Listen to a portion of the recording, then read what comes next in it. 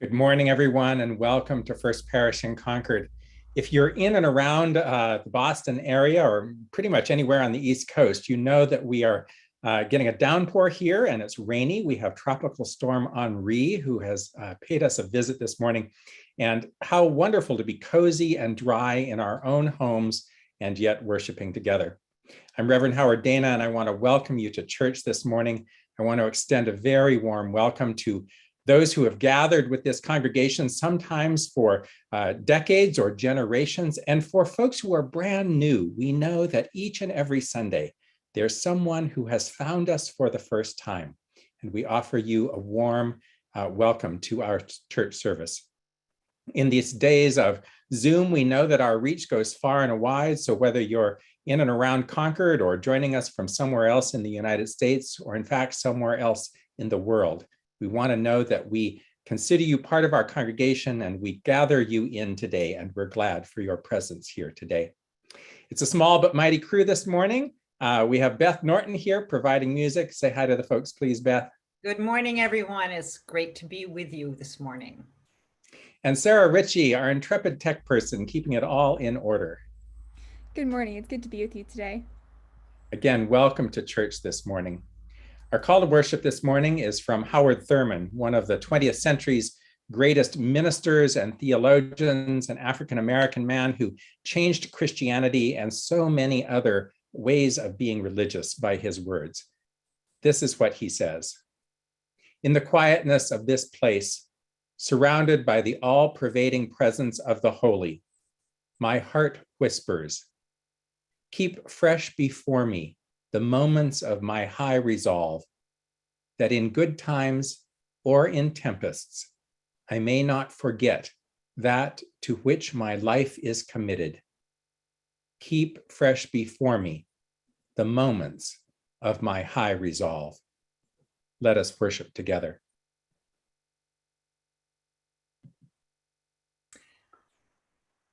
The last song that our choir sings in our morning welcoming music every week during this Zoom time is a piece of setting the words of Bill Schultz, former president of the UUA. Come into this place of peace and let its silence heal your spirit. Come into this place of memory and let its history warm your soul. Come into this place of prophecy and power and let its vision change your heart. One of the ways we create this place is through, especially in these times of remote worship, is through lighting the chalice every Sunday, joining with other Unitarian Universalists who are doing the same ritual. So I invite you now to light your chalice or candle with me and come into this place of peace and history and prophecy and power. Please join me in our chalice response. O flame of our faith, open our hearts and fill our bodies and souls with persistent strength, enliven our spirits, and engage us deeply in this life of ours, this sacred, essential moment now. And now I'd like you to join me in singing a song that we've been singing throughout this pandemic time. It's a chant, really, by Brian Tate, a Canadian composer, setting the words of Paul Gauguin, French artist. Where do we come from? What are we? Where are we going? The words are going to be in the chat for you to follow along with if you don't know them. The where do we come from? What are we? Where are we going? Is joined by mystery. Mystery. Life is a riddle and a mystery. And we're going to sing this along with Loopy this morning. So please join me in singing, Where Do We Come From?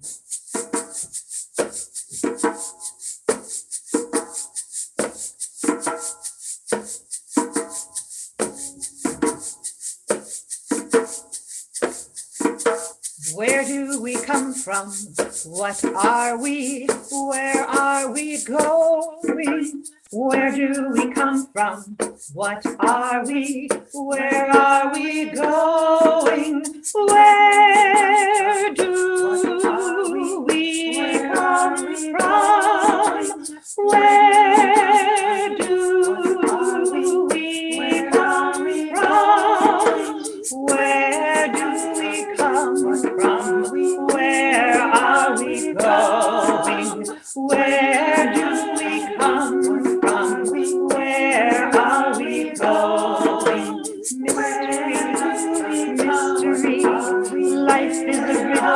mystery.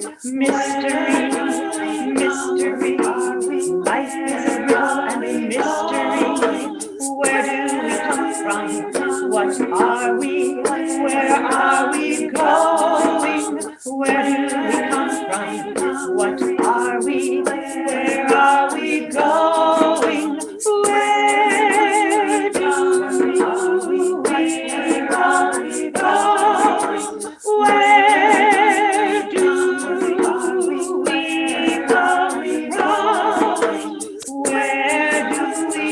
from? Where are we going? Where do we come from? Where are we going? Mystery, mystery. Life is a riddle and a mystery. Mystery, mystery. Life is a riddle and a mystery. Mystery, mystery. Life is a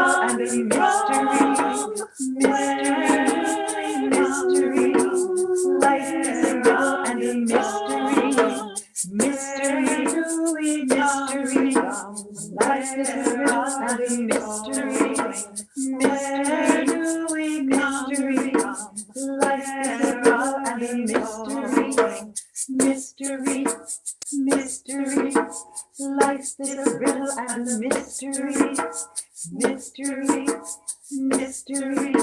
Life is a riddle and a mystery.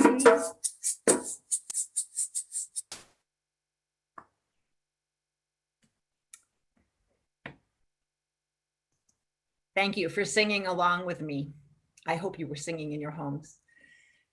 This morning, our reading is from Genesis chapter 8, verses 1 through 9, as told in the translation called The Message.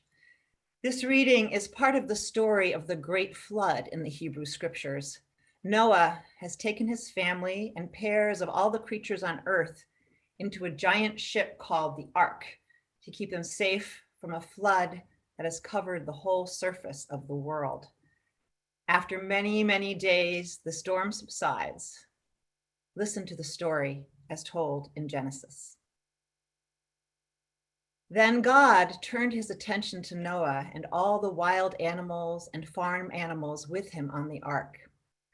God caused the wind to blow and the floodwaters began to go down. The underground springs were shut off, the windows of heaven closed, and the rain quit. Inch by inch, the water lowered. After 150 days, the worst was over.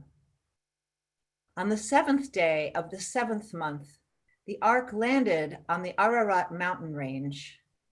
The water kept going down until the 10th month.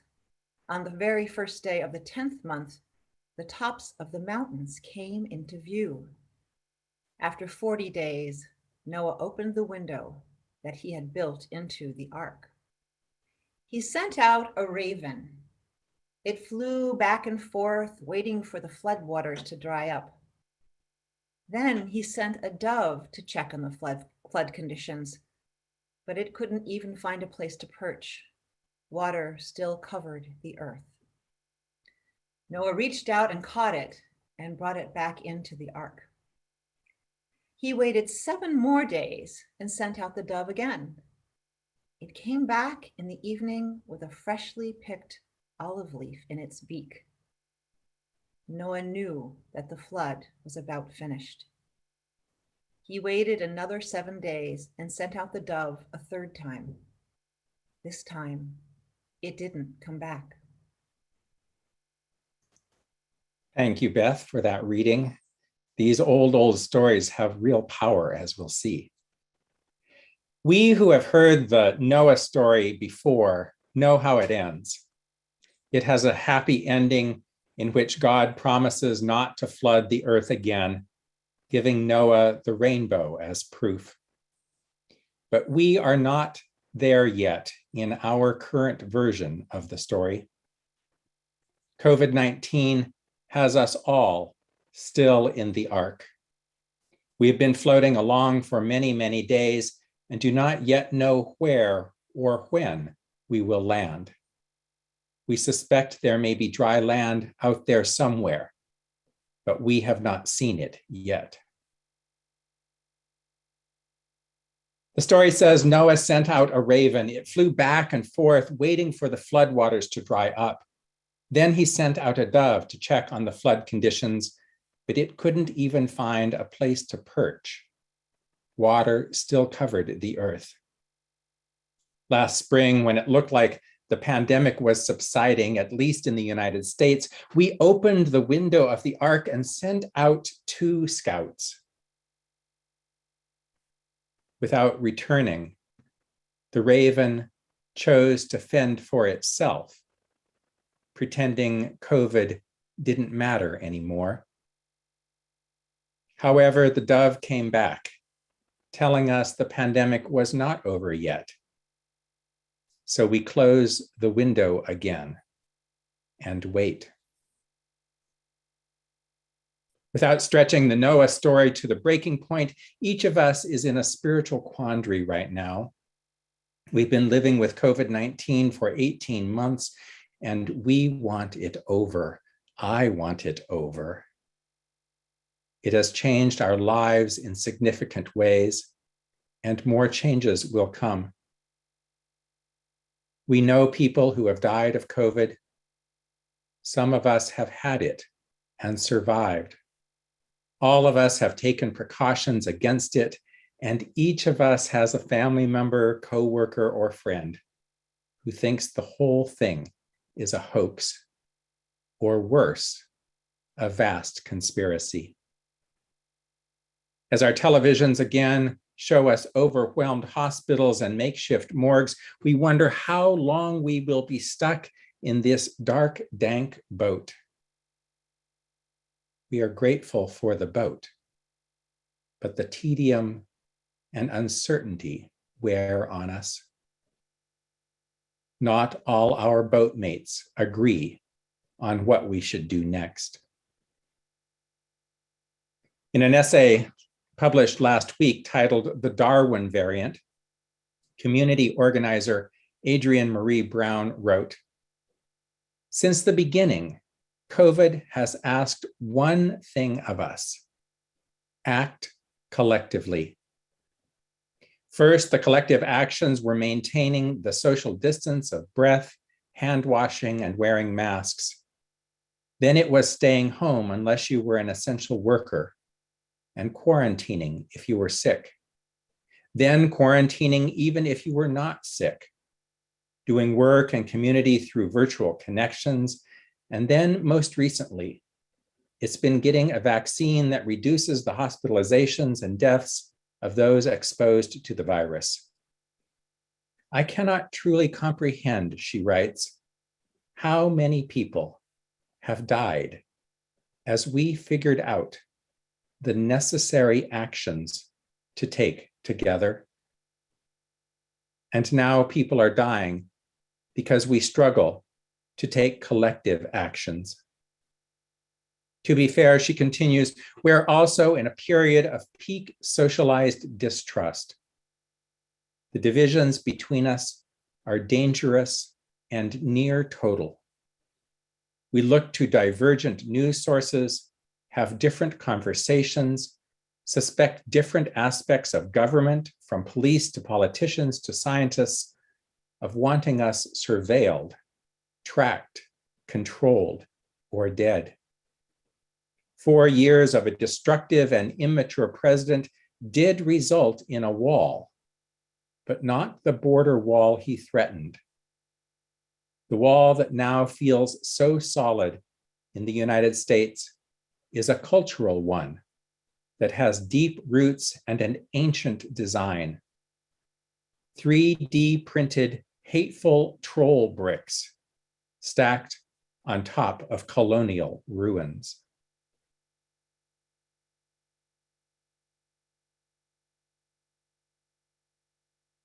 In the Noah story, you will remember that God flooded the earth because God was totally disgusted with human conduct. Things were so bad that God threw a fit and decided to wipe everything out. Genesis 6 says, God saw that human evil was out of control. People thought evil, imagined evil, evil from morning to night. God was sorry to have made the human race in the first place. It broke God's heart.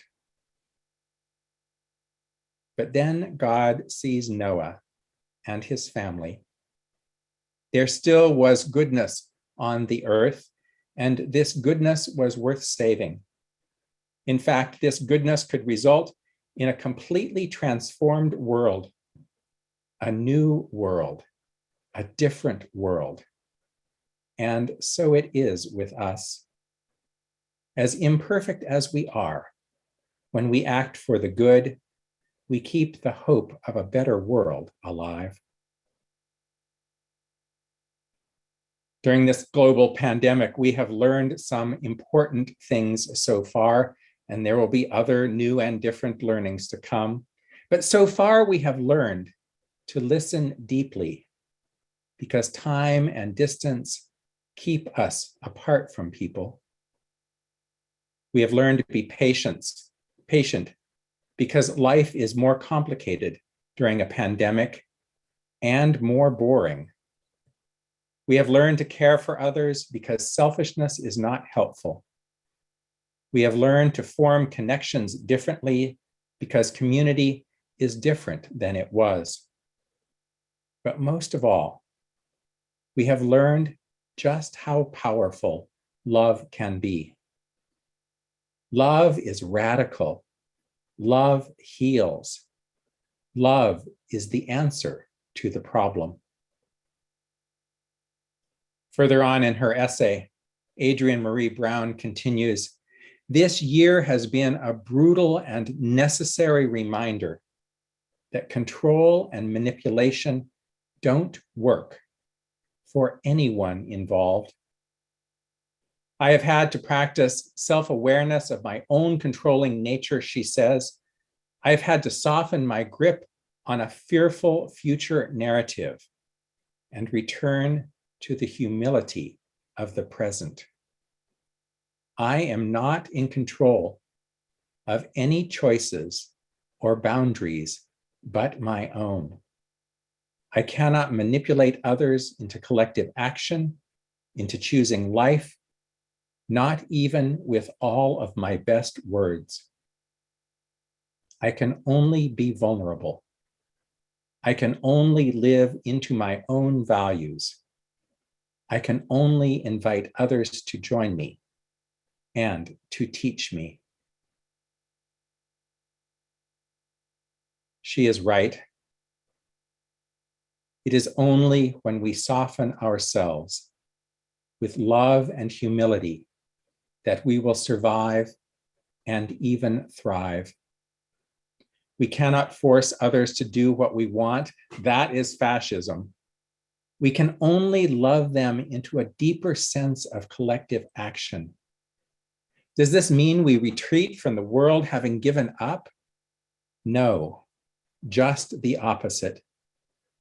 The world needs all the love and all the patience we can muster. It needs us to gently but firmly champion the cause of the collective good. It needs us to trust science, to believe politics can work, and to listen to all who are hurting. The wall Adrienne Marie Brown describes is real. If we are going to help dismantle it, we have to first be willing to look over it and see who is on the other side.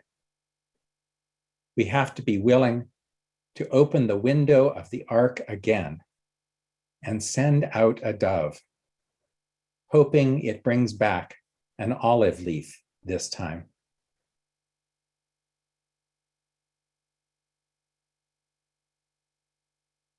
When the flood waters had finally subsided, God said to Noah, "Leave the ark, you and your family.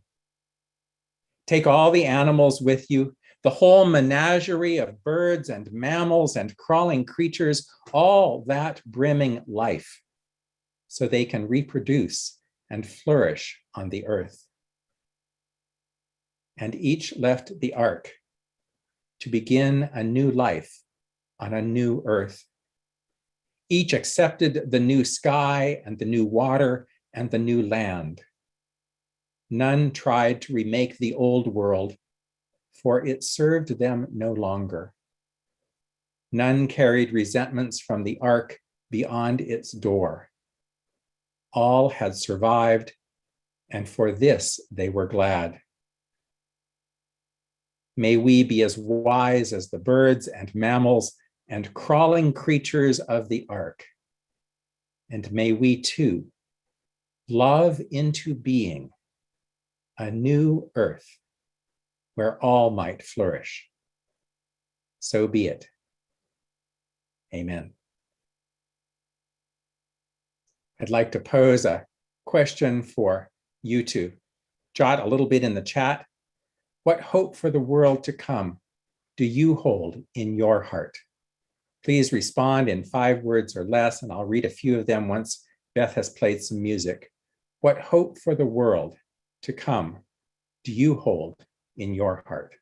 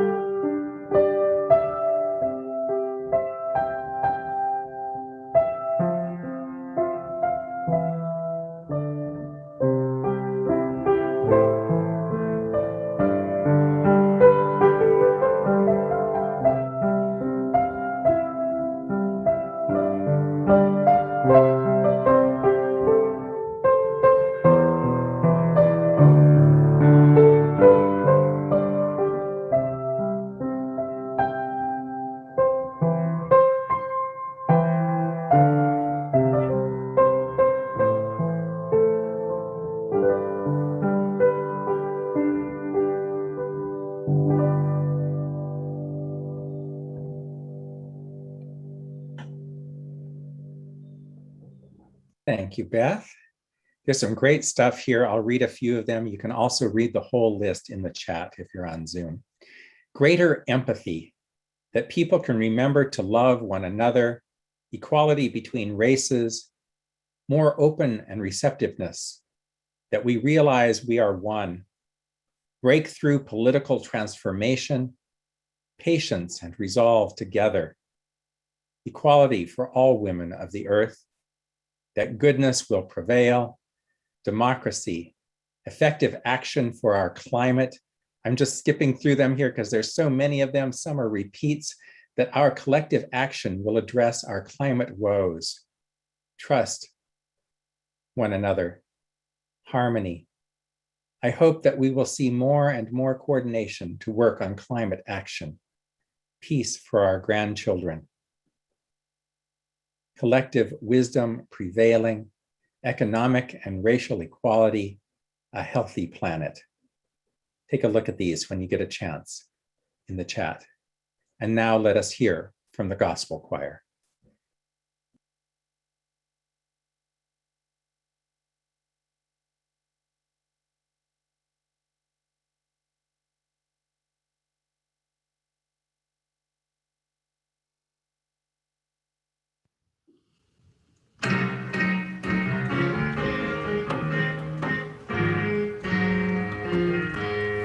Perish the soul, and let us journey on.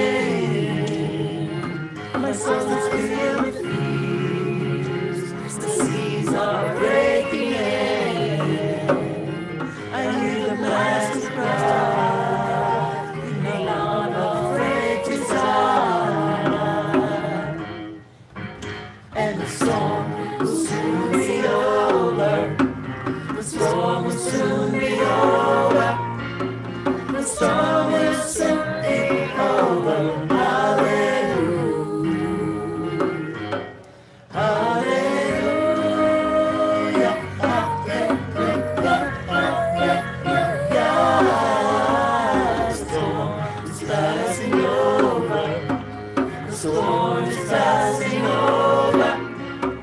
The storm is passing over. Hallelujah. Soon we shall reach the distant shiny shore. Free from all the storms we rest forevermore. Safe within the veil, we further sail. And the storm will all be over. And the storm will all be over. And the storm will all be over. Hallelujah. Hallelujah. Hallelujah. The storm is passing over. The storm is passing over. The storm is passing over.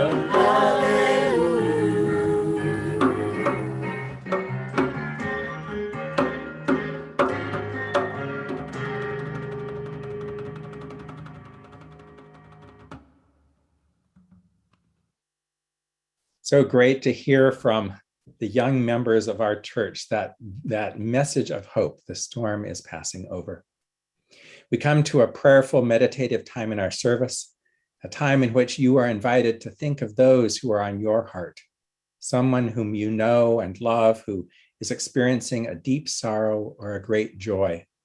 In just a moment, you'll have a chance to say their names aloud. And rest assured that this congregation cares for you, its ministers care for you. We want to hear when you are in sorrow or when you are filled with joy. So please reach out to Liz or to me or to Amy or anyone else on the church staff and let us know what is going on in your life so we might pray for you, so that we might lift up those joys and sorrows as appropriate as you would like, but mostly so that you feel held in the arms of this congregation. Please now speak the names aloud of those who are on your heart.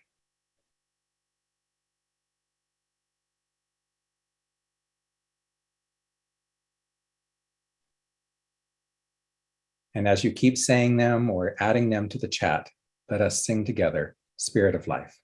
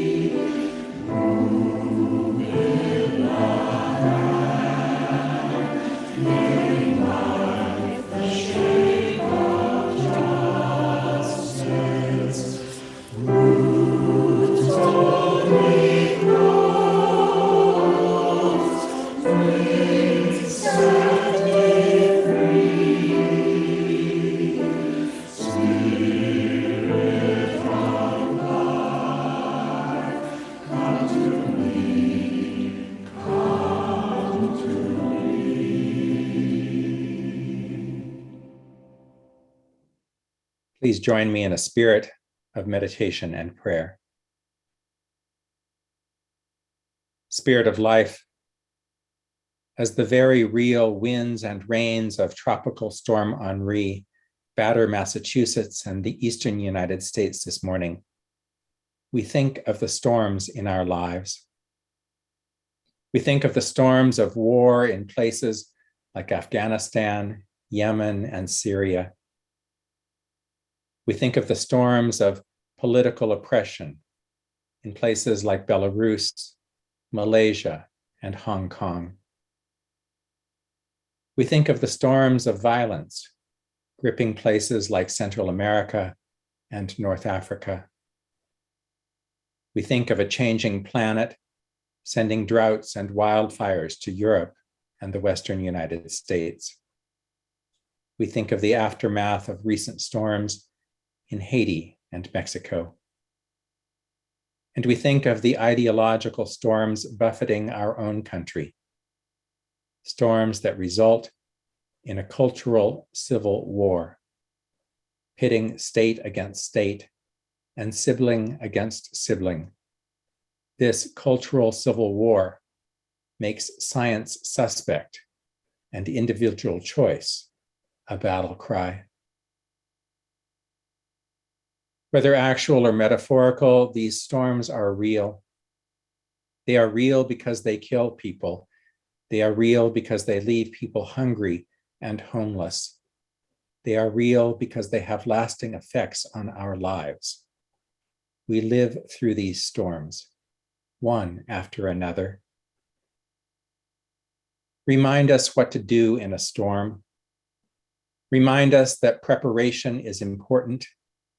We must have the things we will need on hand. These provisions are not a mystery, but they are necessary. We must be ready for a storm. Remind us to warn others of the storm's approach. It is not enough to just prepare ourselves. We must help prepare our neighbors. We must help prepare our communities. We know some will not take preparation seriously, and we must help them anyway. When the storm comes, remind us to stay calm. Being calm and level-headed is the best thing we can do to survive any storm. Ground us in our values and our beliefs. Assure us that we have what we need to make it through. Give us patience with those who are unable to stay calm. Walk through the storm with us. And when the storm has passed, let us help in the aftermath. Viewing the wreckage, may we help the injured. May we seek the lost. May we comfort those who have lost loved ones. May we assist in the rebuilding of lives and communities. And if it is we who are wrecked by the storm, might we accept comfort and kindness. If the storms in our lives were always as simple as hurricanes and tropical storms, we would survive them just fine. But most of the storms we face are not as simple as wind and rain. They often howl around our ears in ways that confuse and frighten us. Often we struggle to make sense of these metaphorical storms. Always, we need help to get through. Remind us that you are with us. Remind us that we have each other. Teach us to seek days when rainbows appear. Let us live for the morning light when all have passed safely through. Amen. Let us hold a time of silence together.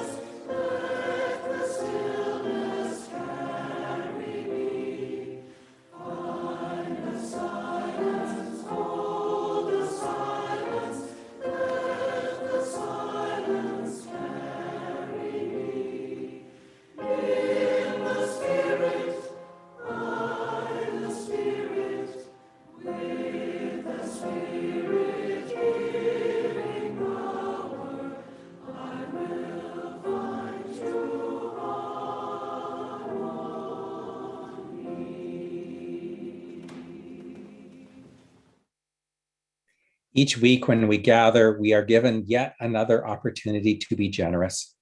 If First Parish has carried you through some storms, if it has allowed you to bring your best self to the work of this world, if it has been a place that has given you courage, has given you hope, has given you love, if it has comforted you and celebrated with you, then give back to it as you are able. Many of us pledge each year to the church, and we fulfill those pledges by mailing in checks or paying in some other form. But many of us also give through the offering each week. Soon a number will appear on your screen. You may text a donation to it. If you're all set up, all you need to do is put in a whole number, a 20, a 50, a 100. If it's your first time, just have your credit card available. You can also mail a check to the church or give online at firstparish.org. An offering for the good work and witness of First Parish in Concord will now be gratefully received.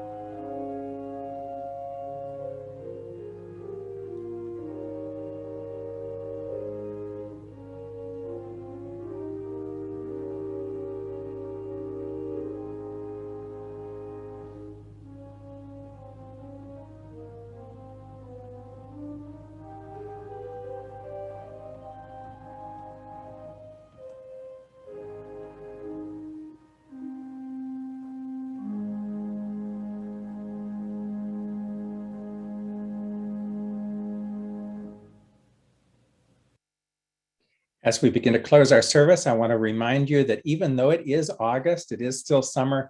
A lot of things are going on in and around First Parish. And so you can find out lots of stuff by reading FP Week each week. I can't talk today. This is how you know it's live. wouldn't you know, the minister would get tongue-tied doing the announcements on his first Sunday back. You can pay attention to First Parish Weekly, an email that will come from the church, and it's got lots and lots of details on everything that's going on. If you are having trouble getting it or you don't know where it's gone, just contact Sarah Burns in the church office. Her email address is sburns@firstparish.org. And I also want to let you know that the church staff and leaders are busy talking about ways that we might reopen this fall. It is very much our hope to be able to find a way to come back together in our sanctuary and to be able to have church and meetings and some of those things that we miss so terribly much. So keep an eye out in FP Weekly for more news on that. The plans are going on. We're keeping our fingers crossed. We're watching the science. We're being careful, but we are definitely hopeful, because what we really know is that we miss you all terribly, and we would love nothing more than to see you all in person. So keep an eye out for that. Now let us sing together this great Unitarian hymn, "Life is the Greatest Gift of All." Sing out with gusto.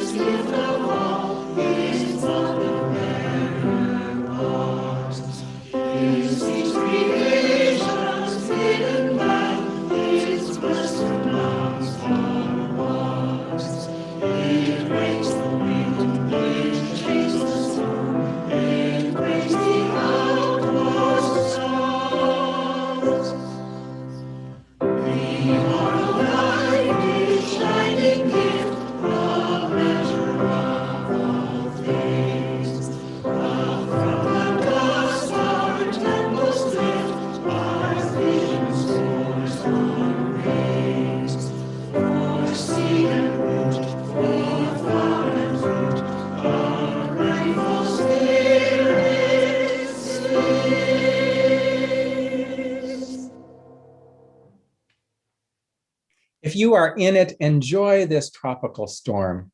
Enjoy the rainfall and the wind. Know its power and know that you are powerful too. Know that big changes can come from small actions. Know that you are not alone in this together, but we go forward, all as one, and know that the beauty of this earth can soak into you like rain into earth, causing to grow in you new and amazing and surprising things. Do this and go in peace. Please join in the First Parish benediction. Go out into the world in peace, have courage, hold on to what is good, return to no person evil for evil, strengthen the faint-hearted, support the weak, help the suffering, honor all beings. Oh.